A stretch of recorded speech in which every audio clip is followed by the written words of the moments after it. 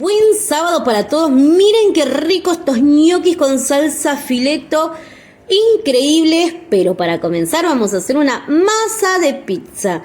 Todos los ingredientes juntos vamos a ir unificándolo con la fuerza de las manos y del corazón hasta que quede un bollo liso y homogéneo. Dejamos leudar en un lugar cálido hasta que duplique de tamaño. ¿Para qué estamos haciendo esta masa? Porque vamos a hacer la contención de estos ñoquis con salsa y en lugar de que hagas un bollo completito y le saques la miga, acá vas a colocar en un platito de barro o de acero bien aceitado algo que pueda entrar en el horno, la masa. Lo dispones, acomodas, lo llevas al horno hasta que esté doradito.